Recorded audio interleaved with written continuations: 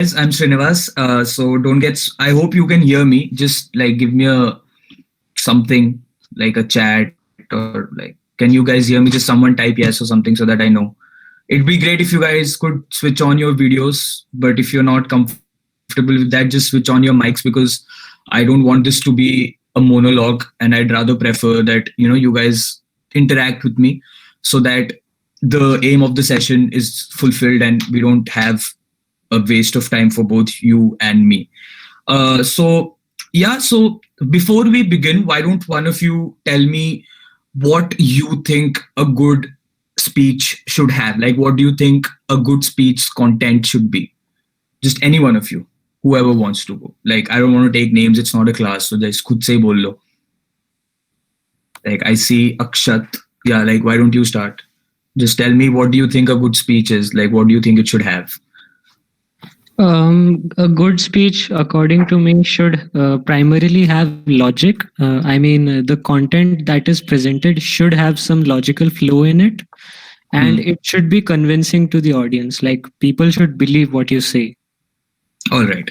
Perfect. So, yeah. So, I think Akshat has grasped the concept of a speech perfectly fine because, like, in the end, always remember that debating is about convincing the other, the adjudicators who are in front of you to give you the debate no matter how good or how bad you speak.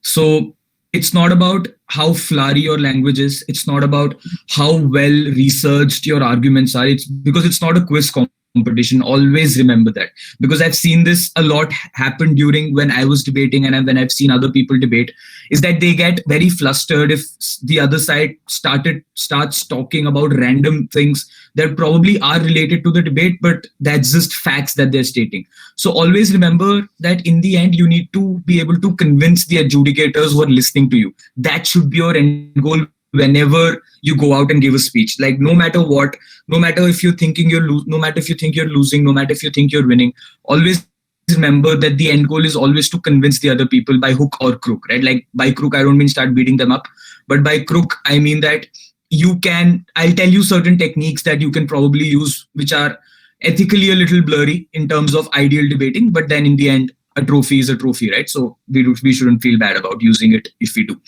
Anyway, so I'll talk to you about a speech in terms of three aspects that I think should be a part of your speech. And apart from that, two to three aspects in terms of how and what should be your delivery in terms of when you're giving a speech. So, firstly, I'll talk to you about what the concept of your speech should be. So, always remember there should be a concept to your speech. Whenever you're going ahead and giving a speech for 7 minutes and 20 seconds, there should be one concept that you have to keep in mind that your all your arguments, all your rebuttals, all your engagement should be related to back to that concept. Secondly, I'll talk to you about how you can make your arguments. And thirdly, how you can rebut and what are the various ways you can rebut an argument, keeping in mind the debate and the motion at hand.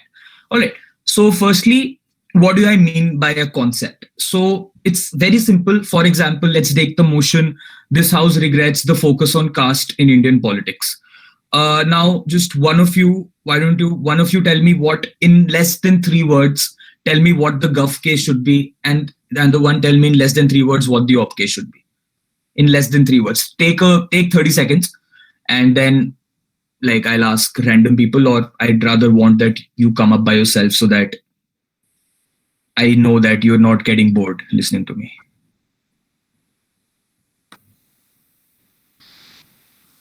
Yeah, time up. Come on. This house Uh, regrets focus. Yeah, go ahead. Gov case would be representation in the society, I think, Okay. of all castes. Okay. And uh op, anybody? Sorry. Anybody? Sorry. That would be op. What I said. Yeah, I understood. It's all right. It's all right. Sorry. Yeah. Op, anybody? Gov. Come on, guys. Like, if you just want to listen to me, I can send all of you. I can send Sareen or Matthew a voice note of an hour, and you can listen to it on your at your home. So, like, there's a reason to have a Google Meet session so that it can be interactive.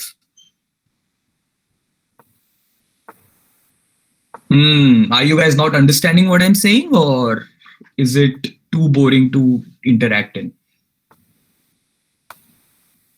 So I see that the convention of not replying is consistent in this society since the time I joined. Explain the motion to them once. Then Yeah, they'll probably okay. reply. Okay, so the motion is this house regrets the focus on caste in Indian politics.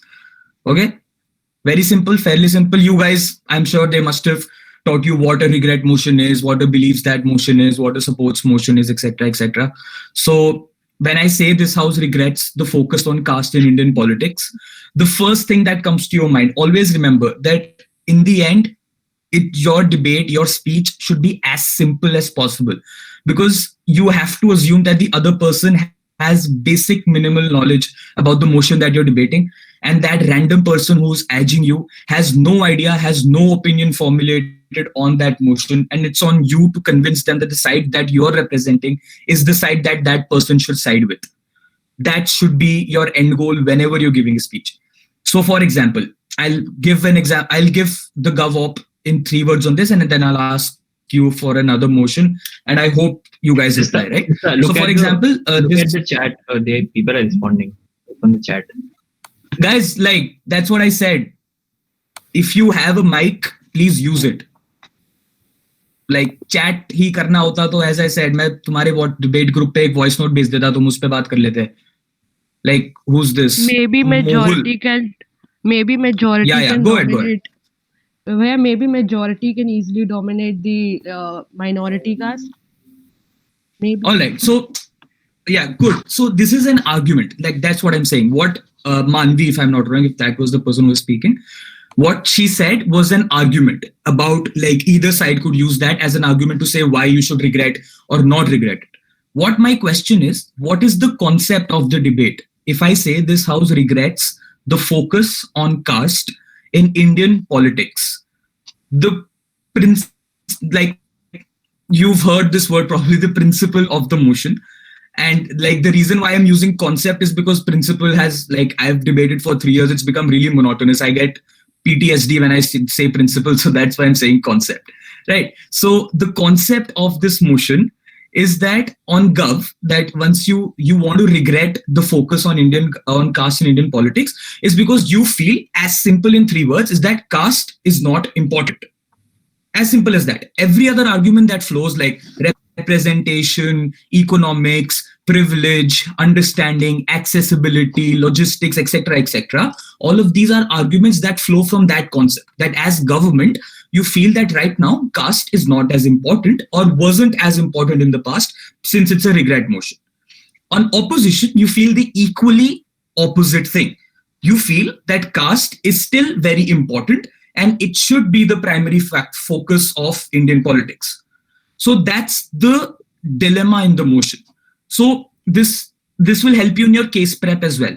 Whenever you see a motion, try to identify the dilemma. There's one major dilemma in a motion that draws from the Gov case and draws from the op case.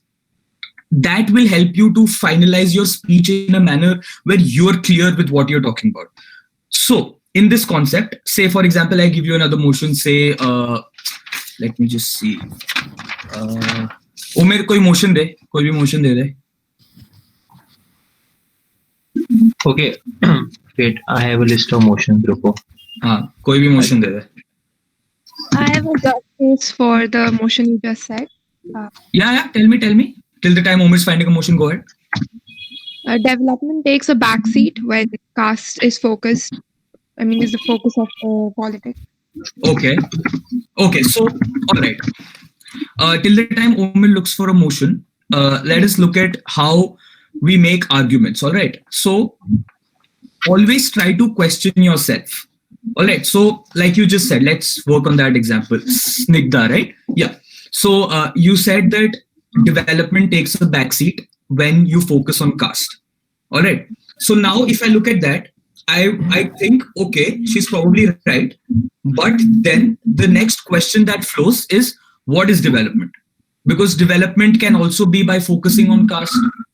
It can also be by not focusing on caste. Therefore, your next logical step would be, as Gov, to define development. What do you mean by development? All right. Then once you define development, then you move on to saying why your definition of development is something that's relevant to the debate. Because Omir can say development is building flyovers. You can say development is ensuring that the caste system is eradicated. Matthew can say development is that everybody should get education. Sareen may say that education is not as important. Everybody should get homes first. So prioritization of development is something that differs for everybody, even as individuals. Therefore, it's natural that when you have a motion, there will be opposing sides of development that are equally easy/difficult to defend. Therefore, also guys, if you think that it's getting a little complicated at any time, just open your mics and stop me, because I won't be able to see the chat because it's a little BT है थोड़ा सा, मतलब chat खोलना बार-बार थोड़ा chat करना BT है, तो तुम mic से बोल लो, and if it's getting complicated, just let me know. Yeah. So I've sent you a long list of motion on WhatsApp. yeah, okay. All right. So let's just take one random motion. All right, this is easy. Okay. This house will legalize euthanasia. All of you know what euthanasia is? If you don't, it's क्या होता है? It's killing when someone's already dead. Like yeah, that yeah, assisted suicide. All right. So let's have someone tell me this house will legalize euthanasia. Mein, what's the dilemma?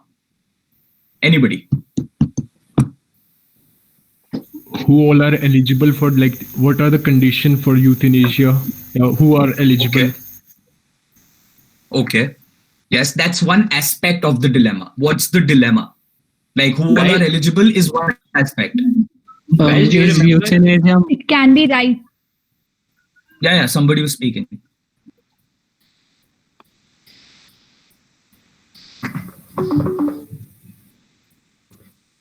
I was saying the dilemma would be, is euthanasia right or wrong, or morally correct or not, something like that. Yes, that's the dilemma. So, since the motion is this house will legalize euthanasia, the dilemma is A, what should be legalized and when? Secondly, since euthanasia is assisted suicide, is that something that's morally acceptable to be legalized, or in this case, the better word would be ethically acceptable to be legalized? All right. So that's the dilemma. So one side has to say that, yes, now we as society have reached a level where we think that it's all right for people to be able to move on to the other world with the help of their family members if they are not living a good quality of life. And Ob will say that no matter what, you as individuals don't have the decision to have a standard good quality of life. Like, you can't say that since that person is on a ventilator, he should die. Like, that's something that you as society or you as individuals cannot take a call on. So that's the debate. In that, now, when you're giving your speech, the concept is that what your principal argument becomes. Your principal argument, as I said, on Gulf case is that individuals and their immediate family members have the right to decide whether or not that person should live or not. They have that right depending on any circumstances, which differs from individual to individual, from situation to situation. The opposite would be that in the end, no matter what, that individual and neither that family have the right to decide whether they should end their life or not. That's something that should take its own natural course, be it because of some disease or be it an accident that you can't control. Like, simply put, act of God. Like, hamare upar nahi hai, it happened, but we shouldn't be able to decide. So that's the dilemma. So whenever you're giving your speech, always link back your argument to the dilemma that you're trying to prove is the one that deserves your attention. For example, when you're Gov and you say that this house will legalize euthanasia, and your argument stems from the fact that, say, individual autonomy. You say that in the end, individuals are the most important and sovereign of all, and individuals have the right to decide whether they live or not. And on that argument, Ob says that, in the end, there exists something known as a society. If everything is placed on the individual, there will exist no societal cohesion, and everybody will live atomistic lives. Atomistic means individual lives where they don't care about other individuals, like atoms, like how atoms are individual and then they form together, like that. So everybody lives atomistic lives, and we don't want a society to exist like that. All that time, keeping in mind that your dilemma is that on this side, on-site government, is individual autonomy, linking back to why it's important that we as society should accept the fact that people should be able to end their lives. On the other hand, why it's important that we as society should know that individuals do not have the right to end their lives, even if they feel that they don't have a quality of life that's matching to the other average quality of life. Was that like, did you guys understand that? Do you have any question whatsoever? Are you sure? Pakka, should I move on? Or let's, like, people are leaving the meeting, so I guess that's F for me. But anyway, yeah. So moving on to the next and the most important part of your speech, which is argumentation. One of you tell me, how do you make an argument? How do you formulate an argument? What is an argument? Anybody? An argument is simply something like, it will be an opinion which is based on some logic, and it should convince the people that what we are saying is right. The side that we are taking is right. All right. Anybody else? And it may be backed by some example or evidence. All right. Yeah. It's an idea, and it involves some analysis of that particular idea, and we also give evidence. All right. Yeah, I could hear you. Yeah. So what you guys told me is the structure of an argument. However, what is an argument? What's the difference between how an argument is formed and what is an argument? Argument is something based on fact which supports your motion. All right. You're close. You're close. It could be a reply to the person who you do not agree on certain terms. Like you All could right. reply to him, this is not what I agree on. So you Okay. could base your argument on that. Okay. All right. So simply put, an argument is your stance. For example, I think that, all right, what do I think? I think that Modi is bad. Modi is bad because I give you XYZ reason. That's my argument, or that's my stance. Similarly, whatever your stance as a team is, all of those are your arguments. What you said, it should have evidence, it should have analysis, it should have a premise. That's how you structure an argument. The structuring of your argument is different from what an argument in itself is. So the reason why I'm drawing this dichotomy is that when you, in the end, always remember that if you are clear with your case, that's how you'll win debates. Because as I said, keep the first thing that I said in mind. In the end, your goal is to convince the adjudicators that what you're saying is the ultimate truth, and what you're saying is the best thing that can happen in this world. And whatever the other side is saying is absolutely bullshit, and you shouldn't count that. So that's what your goal should be whenever you're giving a speech. All right. So moving on to how to make an argument. There are three things how you make an argument, and this will also help you in how you rebut an argument. All right. You structure an argument, as majority of you said, you have a premise, you have a principle, and then you have a consequence. For example, let us look at a motion. Wait. Say the motion is, this house believes that a world without nuclear weapons would be less stable and more dangerous for all of us. All right. This house believes that a world without nuclear weapons would be less stable and more dangerous for all of us. So inside government, my first argument would be that why right now nuclear weapons act as a deterrent. My first stance is that current scenario in status quo, because nuclear weapons exist, that's my premise. My premise is that nuclear weapons exist right now. The principle is that since nuclear weapons exist, there exists a certain sort of deterrence among countries. The reason why US and North Korea are not fighting right now is because both of them have nuclear weapons. Same with India and Pakistan. The reason why we don't have a full blown out war, or even India, China, as you might have seen in the recent skirmish that's been happening. The reason why we don't have a full blown out war is because nuclear weapons exist. Consequence of that deterrence is that right now you have scope for talks. That is to say, since I know that I have nuclear weapons, Omir also knows that he has nuclear weapons. Therefore, we know that both of us can destroy each other. Let us talk with each other to ensure that both of us can live. So you have your premise where nuclear weapons exist. You have your principle, that is because nuclear weapons exist, there's a deterrence, and your consequences that since there's a deterrence, you have the ability to talk to each other. All right, that's your argument. Like, I'm framing it as simply as you can. And as so, these are the three broad steps of your argumentation, right? Which is premise, principle, and consequence. Now, how do you tie them? The tying up of these arguments is what is called as analysis. All right, so that's where it's so argumentation. If you look at it as a flow chart, you have principle here, premise here, principle here, and consequence here, right? Now you need to tie them. The way you tie them is your analysis, is called analysis. And the way you link them is called analysis. Therefore, when you make an argument, your argument consists of analysis, but your argument is structured on premise, principle, and consequence. Any doubt, any clarity that you might require, anything that you might have? Is it absolutely clear? Yeah, it makes sense. It's completely clear. Yeah, it makes sense, right? All right. Now let's move on to how to rebut. All right, since I told you how to make an argument and what an argument consists of, why don't one of you tell me how can you rebut this? What are the ways of rebutting?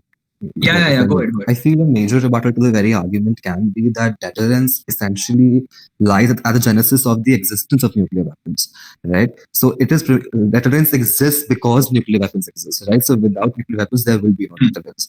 So the idea can be that the very existence of nuclear weapons is essentially what has created the fear in the world, and that without them, we'll always be way more stable because talks can still happen, right? Discourse can still happen, and even if there is a war, it won't be as destructive as a nuclear war will be. Yeah. Anybody else? Yeah, good. Ansh, right? If I'm not wrong, yeah. Bro, you also have your roll number on your Google meeting. That's nice. Oh, that's because of teachers actually. Teachers. Okay. Yeah. We can also give. Yeah. Go ahead. We can also give the examples of nuclear wars in the past and nuclear disasters to rebut the statement. Yeah. All right. So rebuttals, like when Ansh said, you said that, deterrence, the concept of deterrence exists because nuclear weapons exist. So what you're doing is you're tackling the premise of my argument. So again, you can have a three-structured argument, which is premise, principle, consequence. Therefore, your rebuttal can also be targeted at one of these. Always remember that your rebuttal is enough if you break one aspect down. You don't need to engage with all of the aspects, because then it becomes difficult for you to defend that stance. For example, like right now, let us look at what Ansh said, right? Ansh said that, because nuclear weapons exist, there exists the concept of deterrence. And without nuclear weapons existing, there can still be talks. And even if there's a war, it will not be as devastating as a full nuclear war. Now, the thing that he's trying to do is that he's trying to take the entire argument down, all aspects down. In that, it gives me leeway to talk about, because in the end, he said that, even if there's war, it won't be as devastating as a full-blown out nuclear war. Therefore, it gives me leeway to argue as to how the propensity of nuclear war to happen is far less than normal gun war or attrition wars to happen. Therefore, it gives a leeway for me to break his argument down.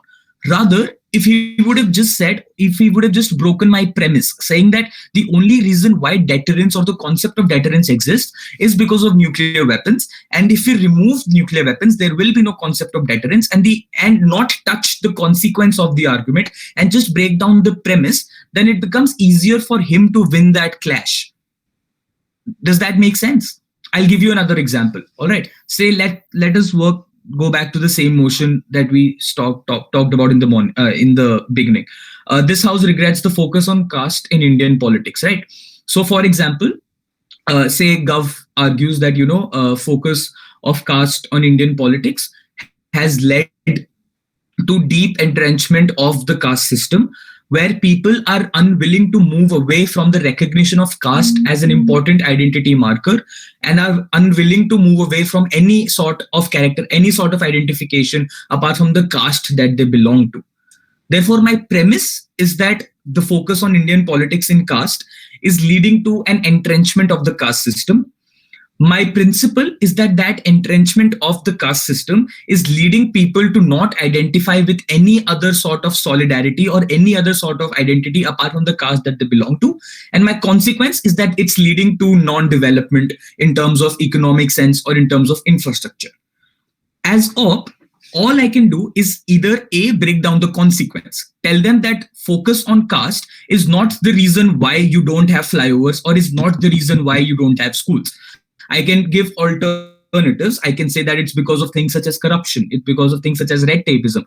Or I can also say, I can not give an alternative and simply say that the reason the development, any amount of development that you've achieved till now is out in isolation to your caste politics, then that means that the focus on caste is not a hindrance to the end goal that you set for yourself or the consequence that you set for yourself, which is development.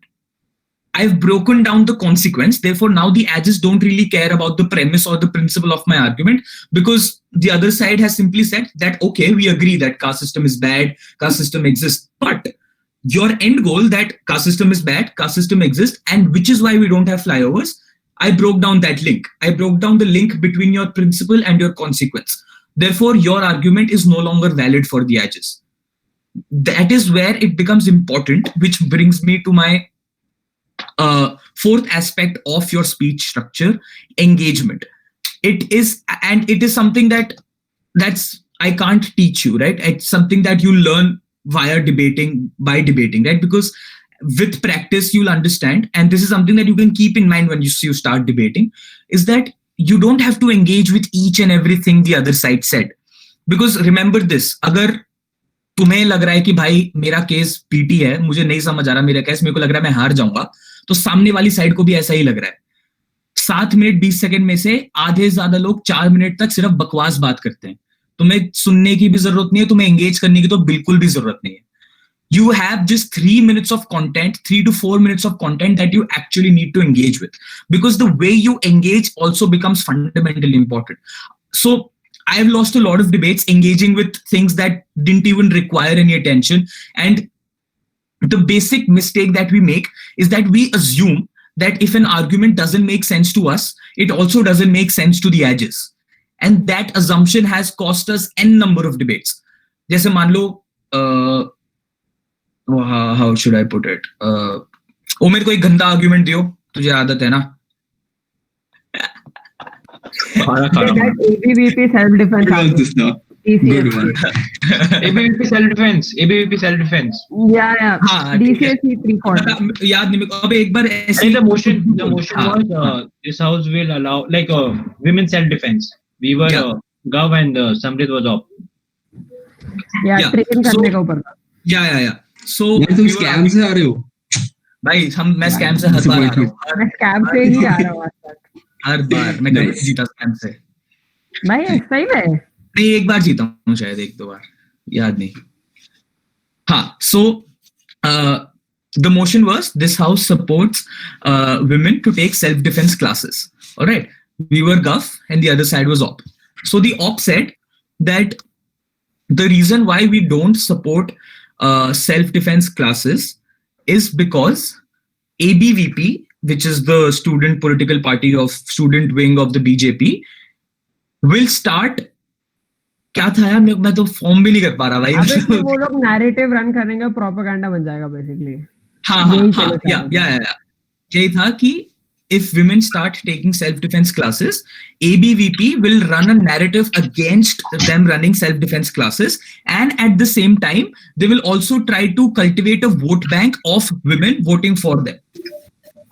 That didn't make sense to us. Like, if you're creating a narrative against the self-defense of women, how can you create a vote bank for them at the same time? Because for creating a vote bank, you need to appease to the voters. You need to tell them, we'll do something for you. That's how you create a vote bank.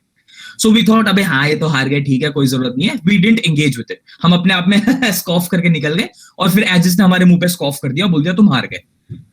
ठीक है. So the most important thing in that is that you need to engage with arguments that you feel are not logical in nature and that you feel are not important. And more often than not, it's the arguments that you feel are not important are the arguments that you need to engage with. I'm not saying that you should not engage with the arguments that you feel important. Do that. But always limit. This is what I try to do when I give speeches, right? I try to limit it to 3 to 4 arguments that the other side has given, and that these 3 to 4 arguments I need to engage with no matter what. Apart from that, every other thing that they said, I can include it in my I can include it in my own arguments. I can ask Sareen to say it. I can ask Matthew to say it. But these are the 3 arguments that I need to engage with to ensure that my speech is structured and my speech makes an impact. So always keep in mind that your engagement should not be with the entire speech of the person before you. Your engagement should be the case of the person before you. Did you get the distinction? Because the case, for example, you have PM, DPM, GovWhip, right? सबके अलग-अलग arguments होंगे, but in the end सबके 3 ऐसे चीजें होंगे जो उन तीनों ने बोला है, जो उनका केस है. तो तुम्हारा engagement हमेशा उन 3 चीजों से होना चाहिए.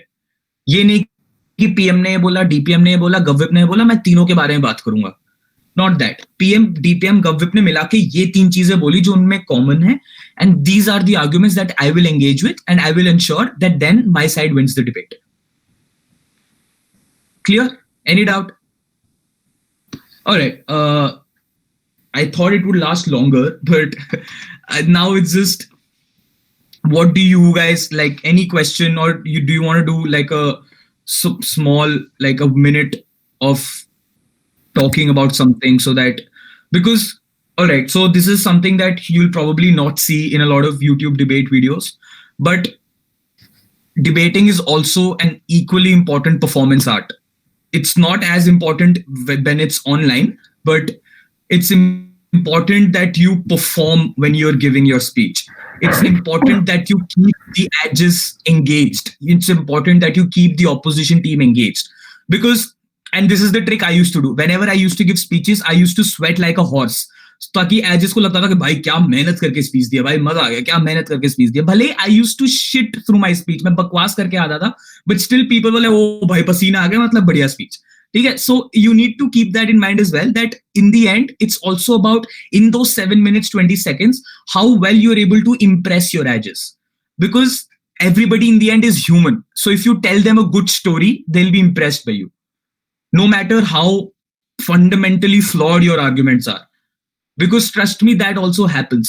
You win debates sheerly on how well you've spoken and not on what you've spoken about. I'm not suggesting it, but I'm telling you that it's also equally important. So if you feel that, you know, your arguments are fine, your case structure is fine, but you need to work on how you deliver your speech. And the best way to do it is to speak in front of a mirror. And the best example of that is Omir. Like when Omir was in his first year, he couldn't complete 7 minutes 20 seconds. I'm not kidding. He couldn't finish 6 minutes also. He was shit scared to talk in front of people. And he used to speak in front of the mirror whenever he used to go home. He could make cases, he could build arguments, he had logic. The only thing missing was how to deliver his speech. And the only way he overcame that was to speak in front of a mirror. And I'm pretty sure now when you hear him, you don't see as if, you know, isko to ye to 7 minute ka hai to 70 minute bol lega. So the only difference is that you need to be confident when giving your speech. Because again, these are debating tactics that are not ethical probably, but you need to keep these in mind. अगर तुम्हें लग रहा है कि भाई मैं बहुत डम हूं, सामने वाली टीम ने बहुत बढ़िया केस बनाया, मैं कुछ नहीं कर सकता, कोई नहीं, कोई बात नहीं, तुम उनकी केस नहीं ले सकते, तुम उनकी ले लो. That's what we followed, and that's what I'd suggest you follow as well. You feel that, oh fuck, I can't follow this case. It's absolutely brilliant. क्योंकि कभी-कभी होता है यार, like whenever you see a motion, you see op, you hear LO, you hear PM, you're like, damn, like that's a beautiful case. I can't break it down intellectually at least. All right, perfect. Break the speaker down. But, all right, there's a big asterisk here. Never attack the individual. All right, that's something that you shouldn't do. If you feel that your case is bad, ठीक है, उसके बारे में 2-3 minute बात कर लो, attack their case, but never attack the individual. All right, because it's not a roast competition. All right, in the end, it's a debate competition. So you need to keep in mind that you don't attack the individual, But at the same time, if you don't have a case to begin with, let the edges know that at least you have a case. That's what I'm trying to get at. अगर तुम्हें पता है कि अंदर से case नहीं है, बस एजेस को मत पता चलने दो कि तुम्हारे पास केस नहीं है, because then it becomes really really easy for them to give you a loss. क्योंकि if you show the edges कि हाँ यार मेरे पास केस नहीं है, then even they'll lose interest. They'll be like हाँ ठीक है, इसको खुद ही पता है ये हार रहा है, तो मैं सुन के क्या करूंगा? So it's as simple as that. So as important as it is to give a good case and have a good case and have good logic, it's equally important to play the room. Always keep in mind that if you have a good case, then the winning factor is who is able to play the room better. Because if Gov and Op are really neck to neck and both of them have a really good case and it's going really neck to neck and really tight, then the edges come down to कि भाई मुझे किसको सुनने में ज़्यादा मजा आया. Who made an impression on my mind that I can remember after all the speeches are done. And that's how you play the room. So it's like, was that clear? Like any question that you might have? Insignificant question, but how do you sweat voluntarily? Bro, I don't sweat voluntarily. It's just that I get really hyped up when I speak. So yeah. So I speak voluntarily and the sweat is a consequence. But again, it creates an impact. So I don't mind. Any other question about my sweating or anything else? Does because body language matter? Bro, not online, but offline, yes, definitely. Because you need to show the other team that you are confident. Like, for example, I'll tell you, my batchmate, Aditya Khurana, I don't know if you know him. He used to do this thing that whenever he used to go give a speech, he used to take 1 minute to just do two things. Take out his wallet and put it on the table and take out his phone and put it on the table. But he used to take an entire minute to do that. What that does, and he used to do like full acting करते करते ऐसे नीचे देखता था, ऐसे हमारी तरफ देखता था, ऐसे हाथ क्रैक करता था, ऐसे ऐसे देखता था, like to show the people that bro, you're gone now. Like after these 7 minutes, you would, it's better if you don't give a speech. हक के आता था, but that 1 minute was so impressive for the edges and for the other team that they had to pay attention to what he was saying. So that's where body language matters. But like, it's really unfortunate for you guys that your first year will be debating online. But then now it becomes even more important to modulate your voice. Like, अगर तुम एक ही pitch में speech देते रहोगे, लोग दोबारा bore हो जाएंगे. क्योंकि like, imagine this, if I spoke like, if you found me boring, then don't answer. But for the people who didn't find me boring, if I didn't modulate my voice or if I just simply अपने notebook से पढ़ता, तो तुम आधे ज़्यादा लोग तुम सुनते भी नहीं, तुम छोड़ देते कि like क्या भाई क्या बोले जा रहा है ठीक है. So that same happens when you're in a debate room as well. You need to ensure that people are engaged. You need to ensure that people are listening to you, and you need to ensure, most importantly, that whatever you're speaking makes sense. Yeah. Any question that you guys might have? All right. So am I audible? Yeah. Go ahead. Yeah, the body language thing that you pointed out, it can also go the other way around, right? Like we were given an hour-long YouTube video to fill a form for, and there was this deputy leader of opposition. I don't think you've seen it, but I think the others who were here. अबे आज test दिया था त्यागा वाला याद है? Yes, I agree. कौन सा वाला? अबे त्यागा ने जो बोला था कि this is how वो you दिन में योलो रात में सोलो वाली चीज जो थी. They seem to right to offend. हाँ वही right to offend. हाँ, so उसमें the deputy leader of opposition, the manner in which he was speaking, that was so annoying.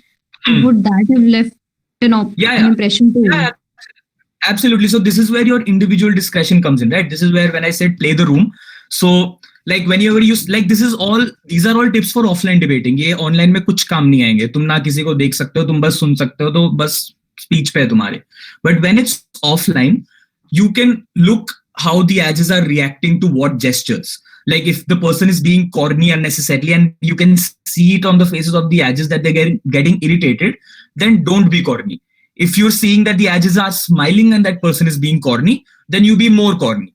So that's how you need to play the room, debate to debate, room to room, edge to edge. So it's not uniform. So if you, like, as you said, that you, like, the way that person was speaking, you got really irritated and you were really thrown off. So if you were my edge and I could see it on your face that you're really being thrown off when that person is speaking that way, I wouldn't speak that way. I would be polite, I would be really mannered, and I would talk in a beautiful way, so that, you know, you feel like, wow, so polite, I'd give you, I don't really like that the person anyway. So that depends on how you play the room. Like, did that answer your question? Yeah, it did. Because the arguments that she made, that were very secondary, because she was yelling so much. I mean, uske argument pe dhyan dena was so difficult. Exactly. So these are all tactics that, see, these are all then individual tactics, like how you as Anvesha, if I'm pronouncing it correctly, you as Anvesha give a speech, or how Akshat gives a speech, or how Snigdha gives a speech, or how Shivam gives a speech, or how Ansh gives a speech. These are all attributes that you as individuals have. And these are the most important attributes that you can have in a debate room, because you don't want to sound like someone else. I don't want to look at Akshat and say, "Abhi, yaar, ye to Sareen ki tarah speech deta hai." Or I don't want to look at Shivam and say, "Yaar, ye to Anvesha ki tarah speech deta hai." So in the end, oh, bhai, Akshat aaya speech dena. Oh, bhai, Anvesha aaya speech dena. So that's your USP. That's who you are as individuals. It all depends on what you absorb and how you put it in what room. That's what becomes important, and that's what I think this session is majorly about. Like, when to engage with something, when not to engage with something, and how to engage with something. Thank you so much. Yeah, thank you. Yeah. So, all right. So I think these guys have already gone through that with you, but I'll go with a brief description as to what the speaker roles are and how your speech should be structured in that speaker role.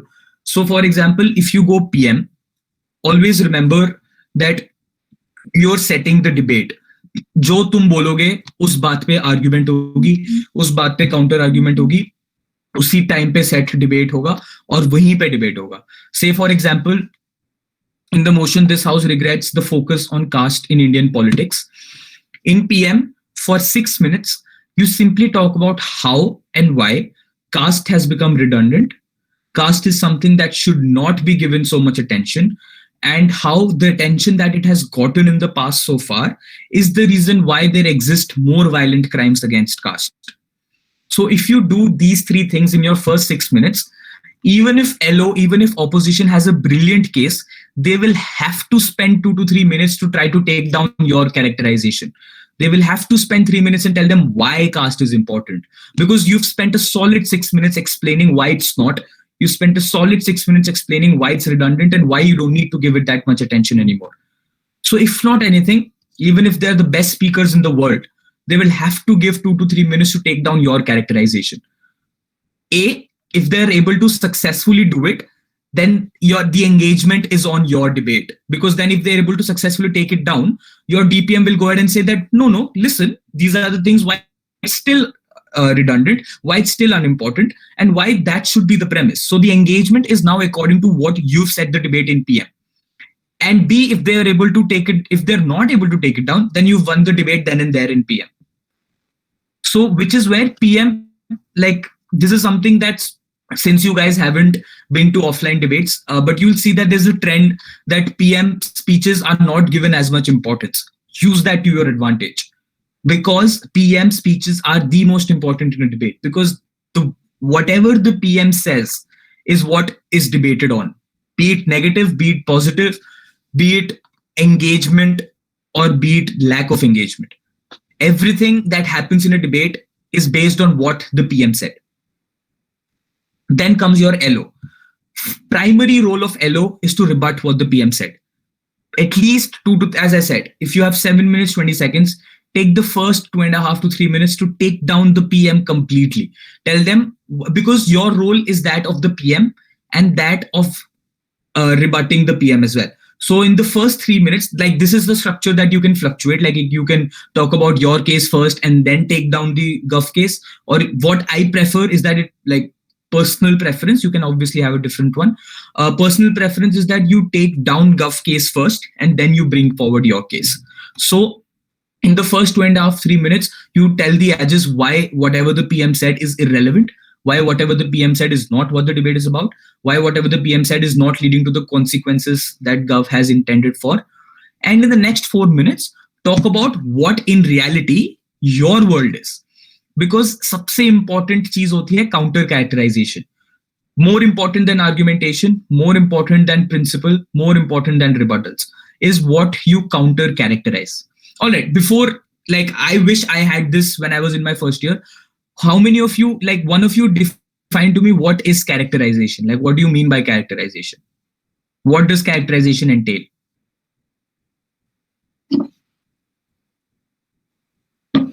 Anyone?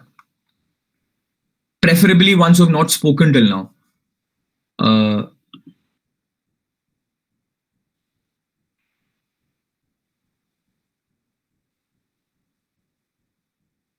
Anybody, guys? Like, should I just look at the people and pick random person?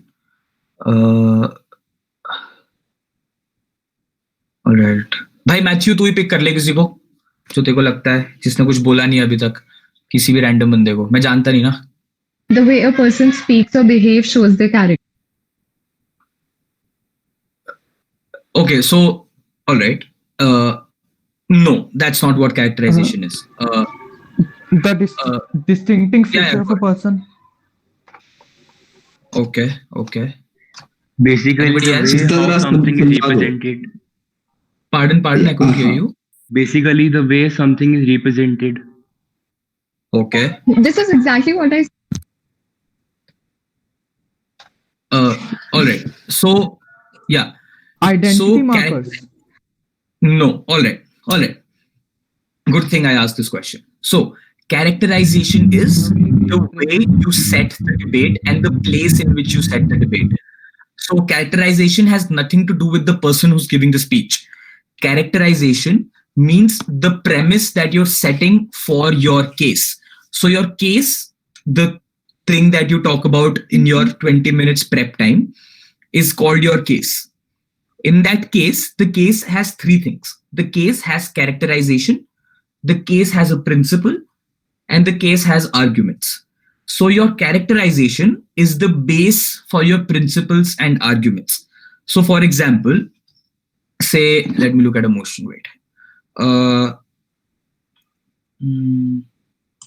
Just explain the past wala motion. No, I think that has great characterization का scope. कौन सा? हाँ, ठीक है. All right. So, ठीक है. So, for example, the motion is this house regrets the focus on caste in Indian politics. Your argumentation about lack of development is an argument. Your principle is that for extra focus, like the focus on caste has led to regressive policies and has led to rampant inequality, etc., etc. Your characterization is, I start by saying that, the focus on caste in Indian politics has led to these harms. The way you paint a picture of caste in Indian politics as to what. So So characterization is broad. All right. So if you look at it as a flow chart, this is characterization, and arguments, principles, and sub-characterization all fall under it. So the way you characterize your case is how you present your case to the edges. So for example, as this motion says, this house regrets the focus on caste in Indian politics. As government, your major aim is to prove to the edges that why in the past this focus on caste in Indian politics has led to more harm than good. Proper debating lingo, like ki bhai, this is why we regret this motion, because in the present and throughout the past, it has led to more harmful things than the good that it was intended for. The way you paint how it has been more harmful is called your characterization. It will also include your arguments. It will also include your principles. But the way you make it relatable to the edges is called characterization. And relatability to the edges is also absolutely fundamentally important if you want to win a debate. Because as I said, if you start speaking in a flowery language and with high vocab, there's a high chance that the edges might feel, all right, this is too academic for me. I can't relate to the arguments that this person is making. I can relate to the arguments that the opposition making more. Therefore, relatability to the edges is an important aspect of both your argumentation and your characterization. Was that clear? Any question that you guys might have? because I feel it was a little complicated. Anything, kuch bhi ho, puch lo. No questions? All right. So we basically have to speak like anyone will be able to understand what we're saying. Yes. Absolutely. It shouldn't be Absolutely. too complicated. Yes, absolutely. So always keep in mind that the more you're able to simplify it, the better your chances of winning a debate. Because more often than not, you will be in debate rooms where it becomes really, really muddled for the edges, where it becomes really, really like you don't know which side is talking about. The clear dilemma that I talked about is also very blurry. Sometimes you might feel that Gov both बोल रहा है कि हाँ भाई cast important भी है, cast important नहीं भी है, और भी बोल रहा है कास्ट इंपॉर्टेंट है, कास्ट इंपॉर्टेंट नहीं है, and this will be 90% of your debates, because 90% of the time you will be in debate rooms that are really murky, where there's no clear distinction between which side is arguing, which is where what will save you is your characterization. What will save you is telling them how and why what we are saying is different and more important from what the other person is saying, and more importantly, why is it creating to a better world, which is where the third most important aspect of your debating becomes morality or moral high ground, right? This is the third aspect that allows you to win a debate, even if you have average arguments. So, as I said, first thing, keep the dilemma in mind. Secondly, keep the concept in mind. Now, third thing that you need to keep in mind is you need to show to the edges that, let us take again this example, that if you don't focus on caste in the Indian politics, everybody, including the oppressed minorities and the oppressed castes, will be better off. And that is what Gov has to prove as well. That is what OP has to prove as well. That if you do focus on caste, that is when the minorities and the oppressed castes will be better off. Therefore, I'm pretty sure this is something that they must have taught you, stakeholder analysis, right? When you talk about the stakeholder in a debate, when you talk about who the individual or who the group is that you're talking about. Yeah, does that ring bells? You guys know what stakeholder analysis is, right? Yeah, it has been talked about. It hasn't talked about. Yeah. It has been mentioned. No, don't tell me it has been talked about. Tell me what it is. What is stakeholder analysis? So from what I can understand, essentially, is that in the motion, per se, if the motion is about caste, then essentially who all are the people who have a stake in it, right? Who all are being affected by it? The government, the state, the people, essentially everything around. So that's essentially the analysis.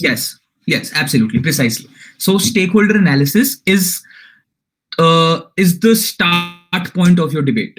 Everything else can be mitigated. Everything else can be counter-argued. Everything else can be counter-characterized.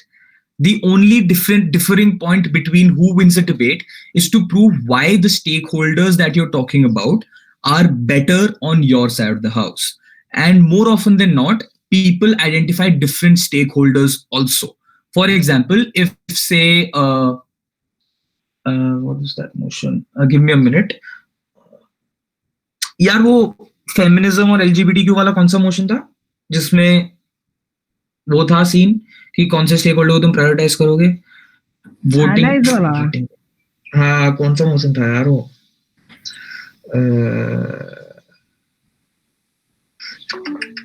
Just give me a minute. Let me just look at it. It will become clearer for you.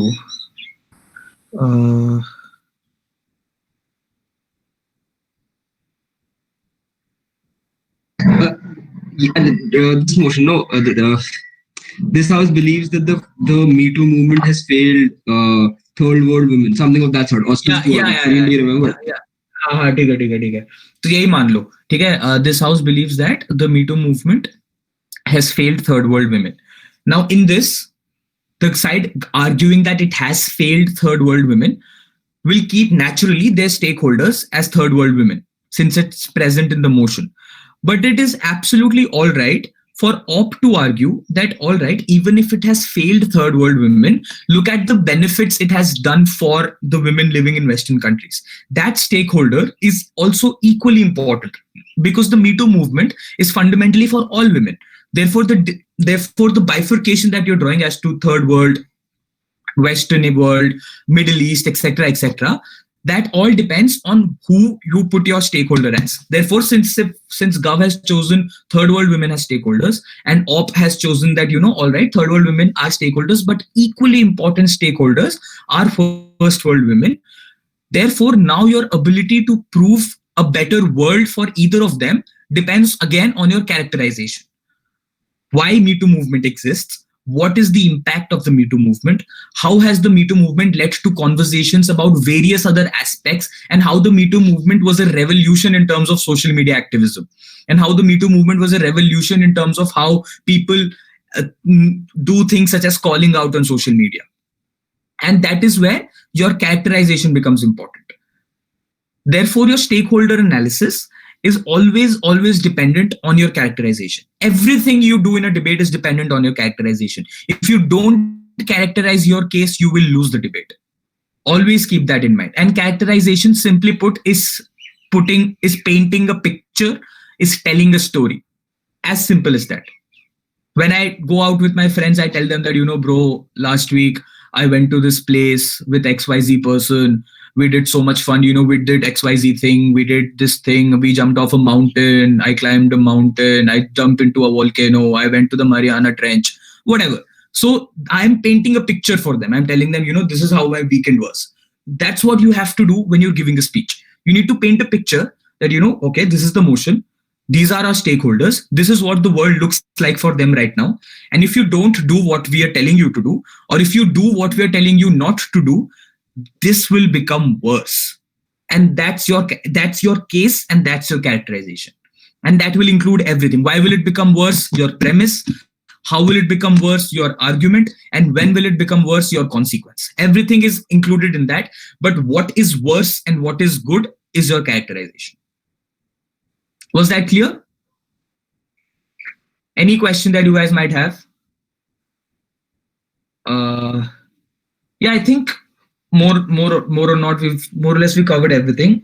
Just reply speeches are left. Before I move on to reply, do you guys have any questions whatsoever? Any doubt that you might have? Just to clear it out, because I really want you guys to win GGS, man. Like, let's take the legacy forward. We won it last year. Let's win it this year as well. So, any doubts? Any question? No? Should I move on? All right. So a reply speech is basically a biased adjudicator feedback, and a reply speech is where you have the most fun. Like, you can talk about anything in your reply as long as you command the room, as long as you command the edges. What I mean by that is that in your reply, you just need to do one thing. You need to tell your edges that we won, they lost. That is it. 4 minutes and 20 seconds. You just need to tell them that how important it is that they focus on your arguments, how important it is that if they give the debate to them, they're going to create a world that is morally inferior than the world that you are painting for them. How if they give them the debate, then they're considering argumentations that A, are not relevant, or B, not effective, or C, are inconsequential in terms of the effect that you want to have. And finally, you need to tell them that why in your reply, the reason why you should win is something that you're telling them right now, and they don't need to look into their sheets. Replies are fun. The most fun parts of debate. Always remember that. Like, you can I've literally said this in reply, that they can literally sing songs and they still can't win. And the other person was also equally fun, and they also said that, even if we sang songs, we could have won. So replies are like fun banter. Like, I'll get to that later. But replies are the most fun in terms of being concise, in terms of being precise. And the only thing you need to do is to tell the edges why you won and why the other team lost. And yeah, I think that's that. But the most important aspect is something that I told these guys also. Like, Yeah, I just graduated this year, so I'm associated with the society. I know all of your seniors as well. I've trained all of them as well. So the only thing that you need to keep in mind is that if you enjoy the activity or not, you have to be honest with yourself regarding this aspect. If you enjoy debating, everything that I said will come naturally to you. You don't need to learn, you don't need to attend sessions. तुम्हें अपने आप मजा आएगा, तुम अपने आप बात करने लगोगे, तुम अपने आप दिखेगा कि हाँ ठीक है, मेरा थोड़ा ये स्ट्रक्चर वीक है, मेरा थोड़ा ये स्ट्रक्चर वीक है, my this argumentation, this flow of my argumentation is something that I need to work on. But if you don't enjoy it, be honest with yourself and accept that you don't enjoy it, because if you don't enjoy it, you won't find fun, you won't find it fun, you won't find it damn यार word नहीं आता रहा, what's that word, you won't find it, भाई वो word क्या होता है यार, Amazing. chill, yeah, amazing, chill, yeah, like so in the beginning all of us were stressed out at tournaments, you know, we didn't used to break, we used to have a negative win loss, we were like अबे यार दोबारा weekend पे debate करना जाना पड़ेगा. But after a month it became so fun that if we didn't have a debate on a weekend, we were bored out of our brains in our house. We were like, bhai kya kare ghar pe? Like, what do you do on weekends? 3 years of my life and 3 years of your seniors' lives who are in third year right now. Every weekend, if we didn't debate, we didn't know what to do on weekends. And that was because we thoroughly enjoyed debating. Like you go, like, again, I'm really, really sorry for you guys that you can't experience offline debating right now. But once you get to do it, if you enjoy the activity, it's the most fun you can do while learning things as well. This is something that I didn't want to talk about because I don't want to sound like a teacher.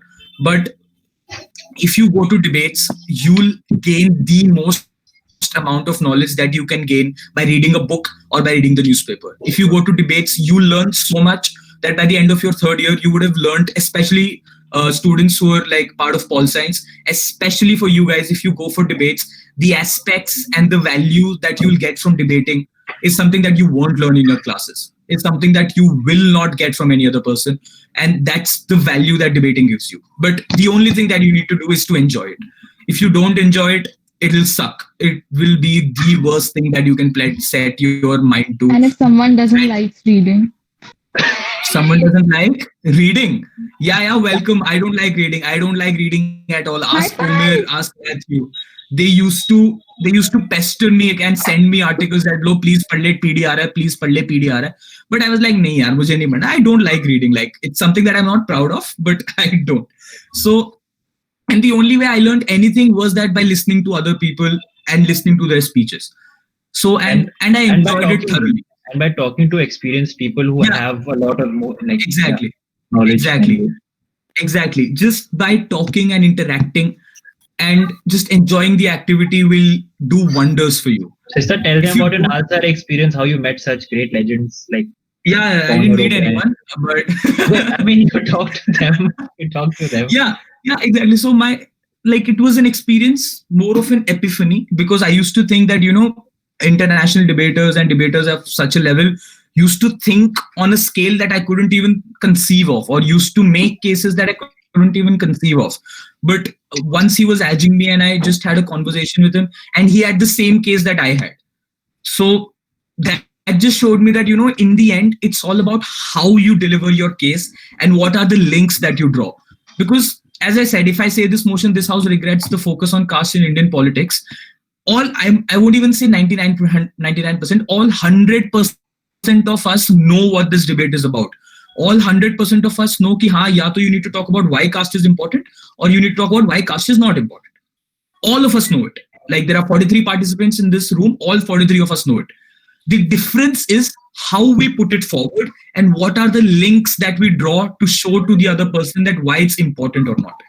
And that's the only difference between an average individual and a debater. Your links and the way you put that links forward is the only difference. And yeah, like, I think I'm done. If you guys have any questions, you can just forward them to Umir and he'll answer them unsuccessfully. And then I'll Can we debate without reading? Without reading? Yeah. This is a living example. Yeah, absolutely. 100%. How do you debate without getting aggressive? I get very aggressive, bro. I mean, yes, I also get aggressive. Yeah. Yeah. Like, I think you haven't. Yeah, like once you guys like start mocking, I'll do a mock with you.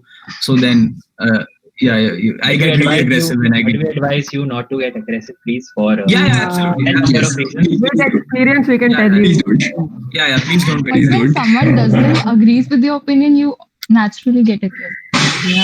Yeah, I mean, so the you do. I mean, that's the beauty of debating. You can't show it.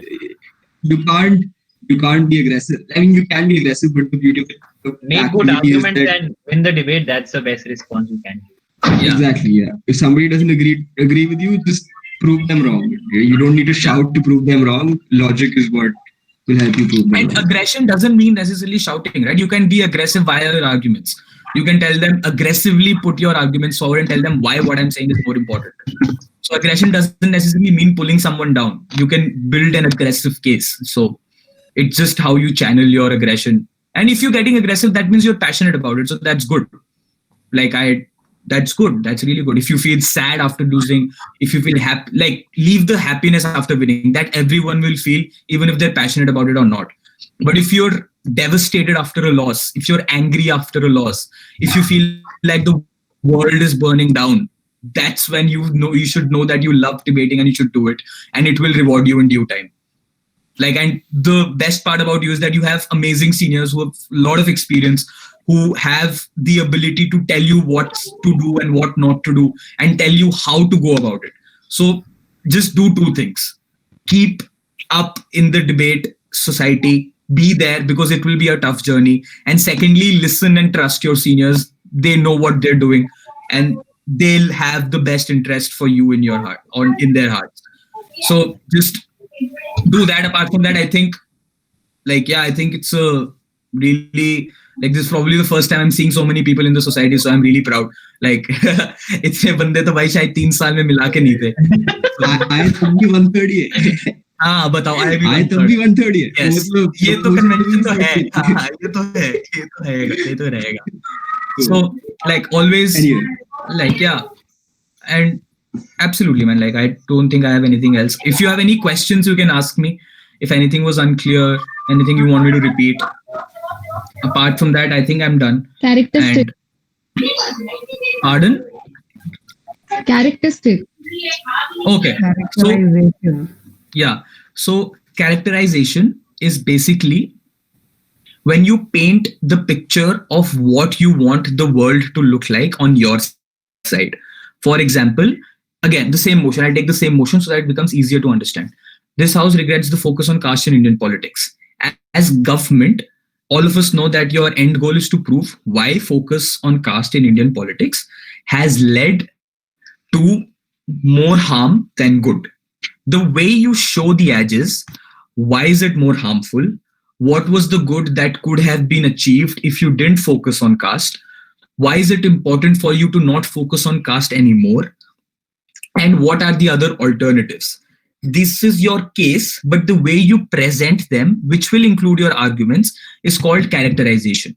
So characterization is everything from your arguments to your premise to your consequences, but the manner in which you put it. And the second important aspect of characterization is relatability to the edges. This is something that I learned from from a really legendary debater of DU called Meher. Her name is Meher. You must have heard it from your seniors as well. So she told me this outside a tournament. We were arguing some environmental motion, all right, and she told me that once we were also arguing a motion about sustainable energy and renewable energy, and the way you create a link with the edges is that she simply said that I have a friend in Coimbatore where the village that her friend lived in was powered by windmills, and because of a tsunami, because of climate change, because of man-made disasters, that windmill flew away. It got destroyed in that tsunami or storm or whatever. And because of that, her friend could no longer have an electric connection to a level where she couldn't even make a phone call. So what it does, it may be absolutely bullshit of a story. She might not even have a friend in Coimbatore. But the reason for that story is that because now she has established a relation with the edge. Now the edge feels, yes, climate change is real. Yes, sustainable energy is important. Yes, the impact on people is as real as it can get, that I can't call my father who's probably living in Delhi and I miss him. So that is what characterization is, and that is what making arguments relatable means. Like, was Avika, like, did that answer your question? Like, is it clear now?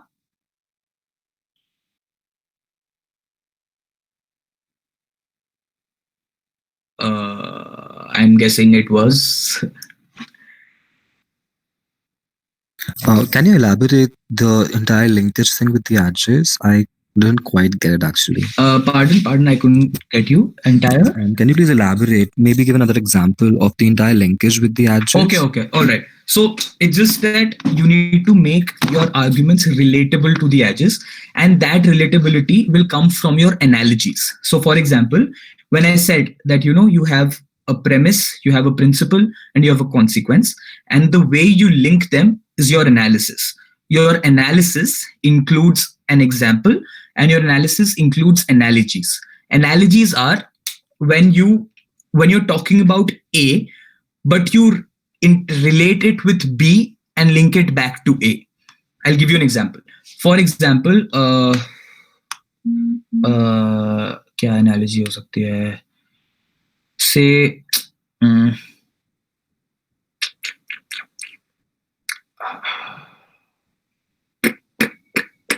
भाई कोई कुछ बताना है? Self defense. You as a woman feel insecure, therefore. Yeah. So for example, like how do you make it relatable to the edges? So let's look at the self-defense wala example only. So for example, the motion is this house will aggressively support self-defense classes for women. How you make it relatable to edges are that why this move is important is because imagine you as a woman are going out at 9 o'clock in the night. You can't find a rickshaw and your home is just 5 kilometers away. You feel that you can walk it down because you're a young athletic woman who wants to have a walk after dinner. You're walking and you see someone probably following you. The security that you will feel by having attended self-defense classes is fundamentally more than what you will feel when you have no option but to run, because you know if that person catches up with you, you can't save yourself. So what does that do? That does two things. That A, draws relatability to the edges to individualistic examples, something that they can understand. Not like कि तुमने हवा में कोई example दे दिया और बोला हाँ ठीक है हुआ होगा. So examples are always, like more often than not, try to keep them as analogies. Like for example, always link it down to an average individual being affected by the move. Say again, let's take another example. Say the focus on caste in Indian politics. Say I as a Dalit individual, throughout my life, I've been viewed as a Dalit individual. Throughout my life, my accessibility to education, my accessibility to healthcare, my accessibility to any social aspect of this world, by the world has been viewed through the lens of me being a Dalit. Therefore, if you don't focus on caste politics now, there will be no way for me to emancipate myself from this identity of being a Dalit individual. Now, this is theoretically perfect. Now, how you can draw it to an analogy is to talk about how, say, an individual living in any remote area of India is being denied water because of their identity. That person being denied water is based not on how they look or what they are. No, not based on how they look or who they are, but rather what their caste identity is. Which is where it becomes important for you to draw that link with the edges, telling them that, this is a problem that affects random individuals like you and I, and this is a problem that can affect each and every one, no matter who you are. And secondarily, it also tells them why the move that you're proposing will either A, solve that problem, or B, not exaggerate it further. Like, this is also something that you can keep in mind. The dichotomy that you draw should always either be positive or net negative. That is to say, either it will create to a better world, or it will stay the same and at least not become worse off. That's the dichotomy that you can have always as any side. Ansh, was that clear? Yeah, totally. Another question, if I may ask. Just give me 1 second. I'll just go have water. That's completely okay. Yeah. Pani pi gaya. एक बारी में समझ आ गया था। नहीं मतलब उसने action भी किया ना कि मतलब अगर समझ नहीं आया तो दिख भी जाए। Relatability yes, body language yes, debating 101 yes. कुछ नहीं आता गाइस इसे ऐसी फालतू बोलता है। अरे but on a serious note, please pay attention to whatever Sista is saying. He has a tremendous amount of experience and achievements. Okay, chup raho. So sorry. Yeah. Okay, so like again, I'll give the example of the bits debate only, offense wala, the right to offense video that we had, right? So essentially in the reply speeches, even you said that it's inherently a biased ad feedback, right? But like what I've seen in most of the debates I've seen on YouTube per se is that in the reply speech, it's basically it's essentially them roasting the opponent's case, right? And not really giving much substance to it. Right? It is precisely rhetoric without any substance. So like, is that something that is recommended, or should we at least try to have some level of substance in what we are saying? All right. So again, that depends on the debate that you have. So for example, if you think it's a clear debate that you're winning very easily, then be as rhetorical as you can, then have all the fun that you want in that reply. But if you feel that even after both the whip speeches, it's still, I'm so sorry, it's still unclear as to who's winning, then you should have substance. Then your reply should be an extension of your whip.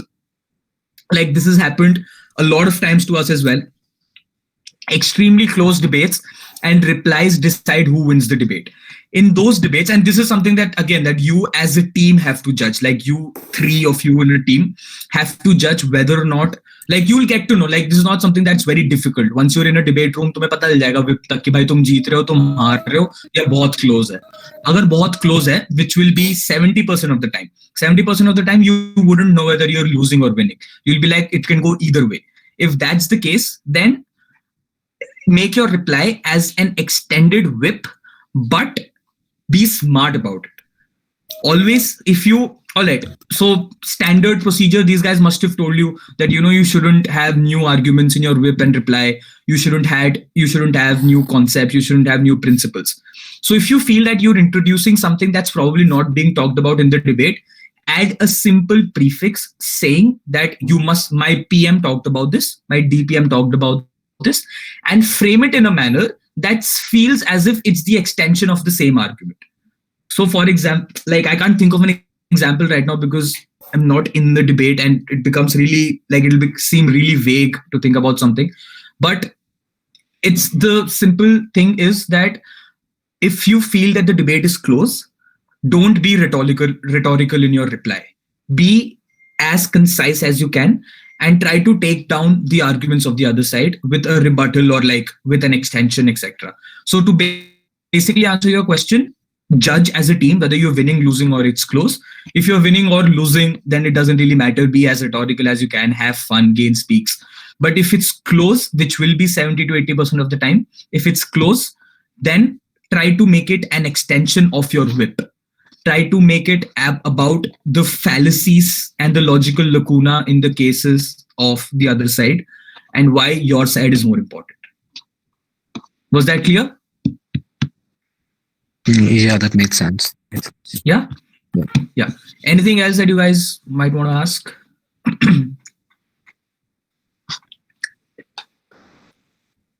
Sista, you have a very long question or comment in the chat. Please read. Yeah, one second. If I am the LO and I start presenting my arguments first and then respond with claims, sort of a difference we would make than the one who's responding with claims argument first and then present. No difference. So it's again dependent on what you are comfortable with. So as I said, like if I am the LO, then I prefer to take down PM first and then put forward my case because I believe that's the flow. So like faltu ka gyan hai, if you want to like take it in, there's something called as heuristics. Heuristics is when your mind makes decisions without you actively thinking of making those decisions. So those decisions depend individually from individual to individual. So for me, my logical flow, what makes sense to me is that I take down the other side first and then tell them why I took them down and what is my alternative. For 50% of the world, like 50% of this side who feel like me, for the other 50%, it's about, wait, I'll tell you what I have and then tell you why what the other side is bad. So it makes absolutely no difference whatsoever. Not hermeneutical. Please, like, भाई उमेर को कुछ नहीं आता, उमेर की बातें मत सुना करो. I know, मैं बस short reference था, Sareen के लिए था. Yes, symbiosis. Yeah. Anyway, so whatever the flow that you want to have your speech in is absolutely perfect as long as you're comfortable with it. Like, there's no standard structure in terms of rebutting or putting forward your case. A lot of people don't even have this structure. They just merely start talking with rebuttals and everything being integrated in their case only. They don't say that I'm going to rebut first or I'm going to tell my speech first. They just start speaking. So whatever feels natural to you, do that. There's no specific suggestion. Like, I hope that clears your sound. Yeah, cool. Anything else that you might want to ask?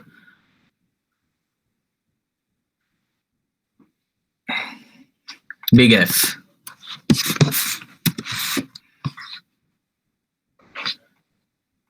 Anything else, guys? You can ask anytime. Yeah, I was coming to GGS IPO only. I think Obert has mentioned it. But yeah, if you can talk more about GGS IPO, because I think everyone's here. So like maybe if you can have a conversation about GGS in general, like how things are going to work, maybe, and essentially Like what the GGS tournament? is.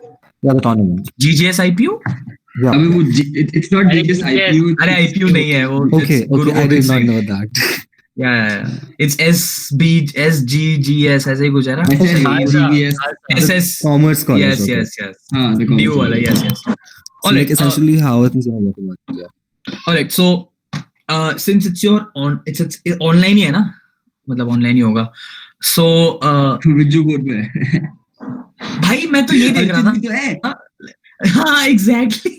Archit भी तो है. मैंने अर्चित को ही बोला, मैंने भाई बात सही है. बेस्ट फ्रेंड्स के साथ कोर करा यार. Imagine, bro, Vijit, Archit on a code with Ajat. Best code ever. This guy.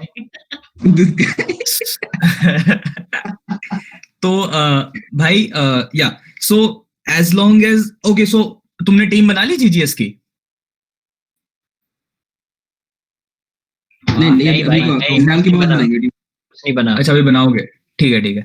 So so since it's online, so first thing about competition is that don't get nervous. You guys know everything and you guys know as much as the other guys, as the other team. So you don't have a pedestal, but neither are you under them. You're equal, and none of them are extremely amazing and none of them are extremely bad. Fresher tournaments are just to ensure that you get the hang of debating and to know how to debate and what is the difference between theory and practice. Because right now all you're doing is listening, asking questions and trying to formulate in your mind what I'll do once I start doing it. So you'll see that once you do start doing it, there's a huge difference between what you think you knew and what is actually happening. So as I said, first things first, don't be nervous. Secondly, try to enjoy it as much as you can. Like, if the other person is being cocky, you also be cocky. If the other person is being polite, then don't be cocky unnecessarily. If you think you're winning, then you can probably be a little cocky. So like, it's all fun in games. Like, don't be nervous. There's nothing that I can tell you that will help you win or lose the tournament, because that's entirely on you. And that's entirely on how you make your case and how you present it, which is something that I've already talked about. It will faltu mein repeat karna hoga. So yeah, like, be excited for it. Like, that's the first thing. Be excited for your first tournament, because it will be an experience that I'm sure none of you has had before. And it will be something that you will learn something out of, be it negative, be it positive. And even the negative outcomes will seem positive in a while. So everything that you get out of that tournament will be positive. Informal suggestion: please don't get an equity filed against you. It's a it's a real hassle, and yeah, like काफी formal, please equity मत करा के आना. yes. We have a conversation later. हमारा 2 Yeah, record है यहाँ पे. Yes. So please don't get an equity or anything filed against you. Apart from that, just be polite to people. They're also here to learn. You're also here to learn. Try to make friends. But वही ये सब बातें तो यार online में अब क्या ही होगी, कुछ नहीं होगा, बस लाइक मतलब मैं थोड़ा मोटिवेशन से डीमोटिवेशन पे चला जाऊंगा अगर ऑनलाइन के बारे में बात करी. But in the end like yeah just be excited, don't be nervous and just enjoy yourself. I think and do mocks. Yeah, most importantly, this is something that will again flow from your interest for the activity. I know तुम्हारे exams आ रहे होंगे, OB होगा, जो भी होगा, but mock करो. Mock के बिना नहीं जीतोगे, मॉक के बिना नहीं समझ आएगा कैसे डिबेट करना है. Do as many mocks as possible. We've mocked without edges.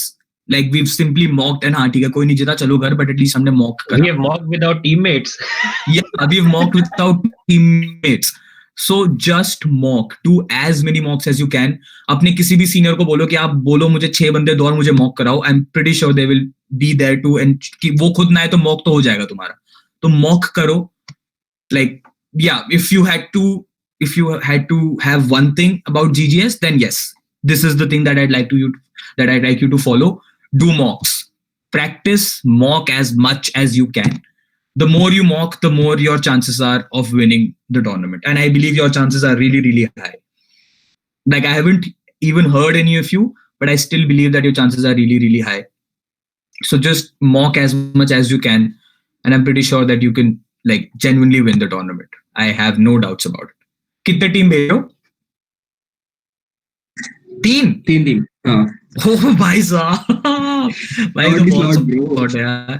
हाँ बहुत थर्ड मिल गए. ओ भाई बढ़िया है. यस 9 लोग भेजे. 3 टीम में से हाँ भाई 9 के 9 क्वार्टर्स मिनिमम. यस फन होगा फिर तो. आराम से चिल करते करो भैया. इक्विटी फाइल करना मतलब ये आपको मैथ्यू भैया समझाएंगे. ये मैं समझा दूंगा. Before like we start with tournaments and stuff, I'll explain how tournaments work. I'll explain how power matchups work. I'll explain how tabby works. Equities, सब कुछ सिखा देंगे. Right now it's more than a month away, so you guys have time to understand that. Equities कुछ समझ आए ना है, बस ये याद रख. हाँ और समझ ना भी है तो बस याद रखना कि फाइल नहीं करवानी अपने अगेंस्ट, बस. बाकी सब जो भी चल रहा है. It's very simple not to get it done. Just behave like normal, decent human beings. ऐसे किसी पे चिल्लाओ मत, किसी को ऐसे insult मत. Yes. You'll be fine. Yes.